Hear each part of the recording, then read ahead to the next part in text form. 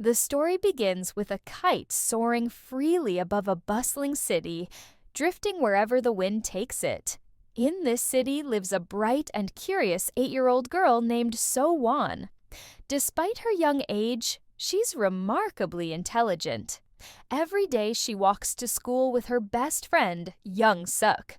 One rainy morning, So-won asks her mom to help tie her hair, but her mother is overwhelmed with work and household chores. Her father notices and steps in to help.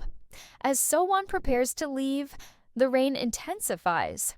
Her mom offers to drop her at school, but So-won declines, knowing how busy her mother is. She promises to reach school in 3 minutes and is told to take the main route for safety. While on her way, So-won notices her friends have already reached school. A man, lurking in the shadows, watches her from a distance. The once soaring kite from earlier now lies abandoned and soaked on the street. The man picks it up and approaches So-won, complimenting her umbrella and asking if he can share it. So-won politely declines, saying she's late for school. The streets around the school are deserted due to the rain. Moments later, chaos strikes. So-won's umbrella is shattered, her belongings scattered. Injured and trembling, she manages to call for help. An ambulance arrives and rushes her to the hospital. When her mother sees her condition, she collapses in shock. So-won's body is covered in injuries, a brutal attack that left her on the brink of death. Miraculously, she survives. Doctors inform her parents that surgery is necessary to save her life. They remove large portions of her intestines and anus, replacing them with an artificial one and fitting her with an ostomy bag. She will live with this condition permanently. When So-won regains consciousness, her father is by her side.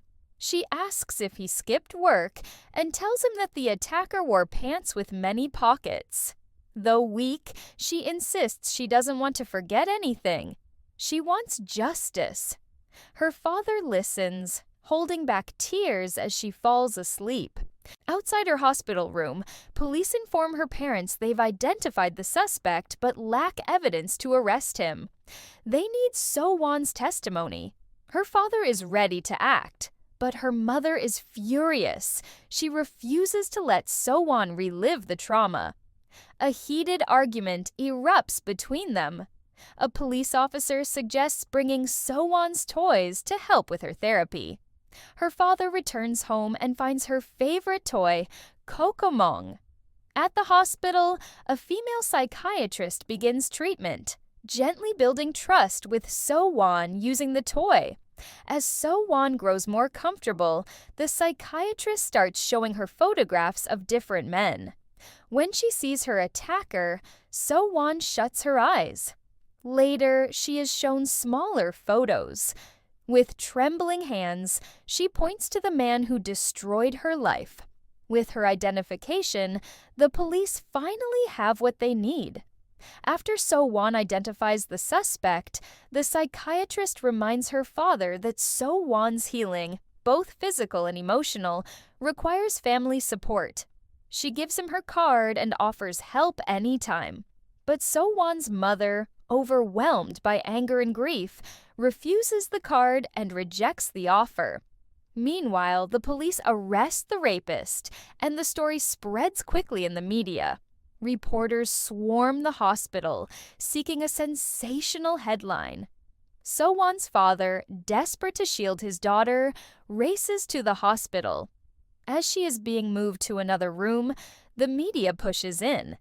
To protect her, her father carries So-won on his shoulders, holding her glucose supply, and escapes to a secluded top-floor room. Inside, So-won is anxious and afraid. She asks her father, "Did I do something wrong?" He gently reassures her, but while changing her ostomy bag, she suffers a severe post-traumatic stress reaction. As memories flood back, she becomes frantic. Her father, initially confused, slowly understands and steps back, heartbroken at the realization of how deeply she's been scarred. Later that evening, when he visits again, So-won hides under a cloth. He tells her that her mother is unwell and can't visit. He also says she'll soon have a little brother. So-won stays silent. Her earlier reaction has created emotional distance, and her father senses her fear. Still, he softly reminds her she never has to hide her face from him and leaves quietly. Medical bills pile up, and So-won's father struggles financially. He calls a close friend for help. The friend, always supportive, reassures him that everything at work will be taken care of. A few days later, the court hearing begins. The rapist denies everything, claiming he was drunk and asleep at home during the attack. But the police present strong evidence: So-won's blood on his clothes and soil from the crime scene found on his shoes. He counters with a flimsy excuse. His shoes had been stolen and returned just before his arrest. The courtroom erupts when So-won's father's friend throws a shoe at the man, shouting in outrage. Back at the hospital, So-won's spirits are briefly lifted by people in cartoon costumes visiting her room. Her mother, a friend, and a nurse had arranged it on the psychiatrist's suggestion. But the costume rental is expensive. When So-won's father goes to pay, the owner realizes his situation and lends him the costume for free, saying it can be returned later. So-won's father dons the costume of her favorite character, Kokomong, and visits her. Overjoyed, So-won hugs him tightly. The next morning, the psychiatrist speaks gently with So-won, reminding her that school will soon start again. So-won refuses to return. She fears everyone knows what happened and feels ashamed to face her classmates. She opens up about her guilt. Her parents can't work because of her, and the hospital bills are mounting. Though she misses school, she believes she might never go back. 2 days later, So-won is discharged. Her parents arrive to take her home. During the ride, she avoids looking at her father. He draws a curtain between them to make her feel safe. As they drive past the location of the attack, So-won's condition worsens. Her father speeds up to minimize the trauma. The following morning, Young-suk, her best friend, visits So-won's father, overcome with guilt. He tearfully blames himself for not accompanying her to school that day. So-won's father consoles him, saying it's not his fault. Her friends send greeting cards, lifting her spirits. The next day, So-won goes to school with her aunt. Though she feels anxious because of the ostomy bag, she worries about what to say if anyone asks. Her fears are confirmed when she notices her classmates staring. Just then, her father arrives wearing the Kokomong costume again, lifting her confidence. Over the following days, he continues to follow her to school in costume, ensuring she never feels alone. He even speaks to the principal, requesting that So-won be seated away from male teachers to help her feel safe. To ease her discomfort about the bag, he fills it with chocolates so when her friends ask, she can say it's full of treats.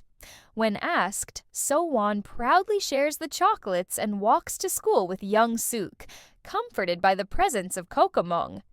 Eventually, she starts to suspect that Kokomong is actually her father. She takes him to her mother's shop and asks. Her mother removes the costume's headpiece, revealing her father, drenched in sweat. Quietly, So-won wipes the sweat from his face. In that moment, the emotional distance between them finally begins to close. Soon after, So-won's father is called to the police station. The case against the rapist is weakening. The man claims to be mentally and physically unstable, filing a petition to reduce his sentence. Complicating matters, So-won's recorded statement has mysteriously disappeared. The police now need her to testify in court.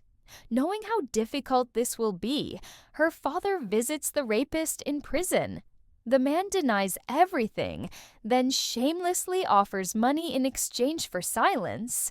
Once he's released, he even threatens to repeat his actions. Rage overtakes So-won's father, and he strikes the glass barrier separating them. On the day of the final court hearing, So-won is summoned to testify. She identifies the man without hesitation. Despite her courage and the mountain of evidence, the judge sentences the rapist to only 12 years in prison. The verdict outrages everyone present. As her father lunges toward the attacker in fury, So-won clings to his leg, pleading, "Dad, please stop, he's already been punished." Moved by her words, he halts and embraces his daughter as the rapist is taken away. Months later, So-won's mother gives birth to a baby boy. So-won names her little brother, and with him finds new light and joy. On the surface, life seems to return to normal, but deep down, the pain lingers. So-won often leaves school early, still haunted by the past. Yet, through the love of her family and friends and the arrival of her brother, she begins to walk a new path, one filled with fragile hope and the strength to keep going. If this story moved you, take a moment to like this video and subscribe to our channel for more such movie recaps. Thank you for watching.